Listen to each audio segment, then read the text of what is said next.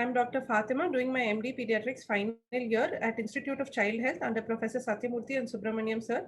And today we are going to unravel the cystic mystery. This is the case of a 7-month-old male child who is fifth born of third-degree consanguineous marriage. And this child was brought with complaints of fever for 1 week with bilateral cystic swellings on the forehead for 1 week.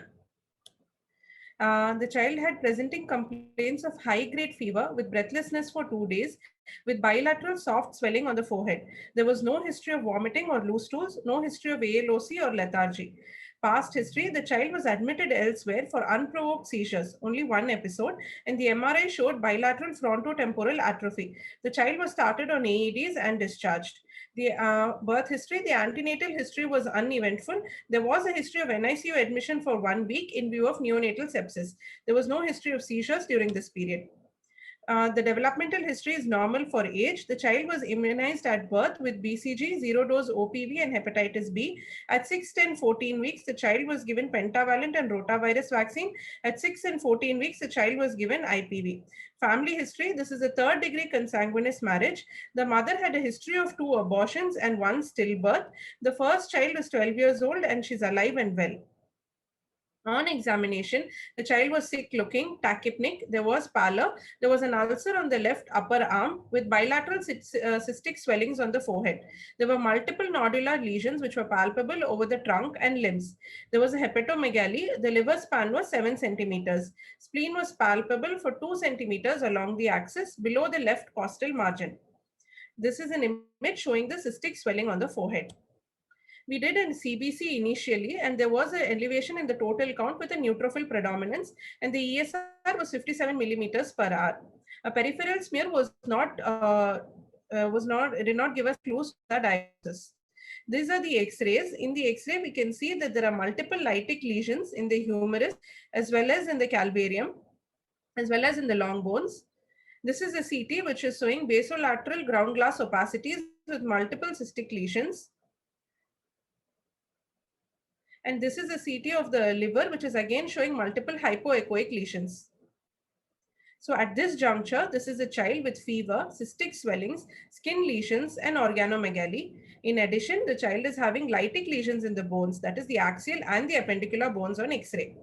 What could it be? At this juncture, our diagnosis was Langerhans cell histiocytosis. So in view of this diagnosis, we proceeded with a bone marrow aspiration, but the bone marrow aspiration was inconclusive. It only showed 5% histiocytes. So we went ahead with a skin biopsy, and the skin biopsy also did not take up the specific stain. So then we went back to the drawing board and started from the beginning. As you can see, the ulcer on the left upper arm of the child has now deepened. And on closer examination of the CBC, we can see that even though there is an elevated total count with a neutrophil predominance, the absolute lymphocyte count on both the occasions is less than 2,500. And so now we did an FNAC of the swelling, and this was positive. Gene expert for MTB was positive, and it was sensitive to rifampicin. We went ahead and did an immunoglobulin profile, which showed that there was an overall hypogammaglobulinemia. This prompted us to do a lymphocyte subset analysis. On doing a lymphocyte subset analysis, we saw that all the markers were decreased, and we diagnosed the child to have T minus, B minus, NK minus variant of SCID. And then we started the child on 800 milligram per kilogram of IVIG, and ATT was also initiated. We started the child on complete ATT because at this point we could not rule out Mycobacterium tuberculosis.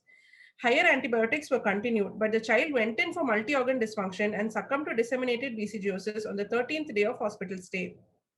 So now this child is diagnosed to have BCGiosis, which is commonly seen in immunocompromised patients, such as those with HIV or severe combined immunodeficiency, CGD, or Mendelian susceptibility to mycobacterial diseases. The common symptoms are fever, hepatosplenomegaly, lymphadenopathy, skin rash, and osteomyelitis.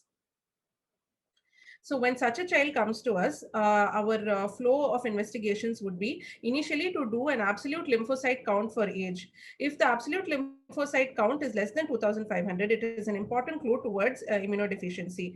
In case of CGD, there will be phagocytosis with thrombocytosis. We will have to go ahead with an immunoglobulin profile and a lymphocyte subset analysis, NBT and a DHR. If we are not able to arrive at a diagnosis with all these investigations, we will then go ahead with an IL-2 or interferon gamma defect analysis. Talbot has classified BCG disease into local BCG disease and regional BCG disease. Local disease is when only the site of vaccination is involved, whereas in regional disease, there could be an involvement of more than one regional node. In case of distant disease, BCG is confirmed from any one site beyond the vaccinated site. And in case of disseminated disease, BCG is confirmed from at least more than one distant site or at least the bone marrow. Other forms of BCG disease include BCG iris, wherein HIV-infected children with 3 months after heart will get this disease, and other BCG syndromes include keloid formation with uveitis. Dual disease includes local BCG disease with pulmonary tuberculosis. These are certain reports wherein BCGosis has been reported.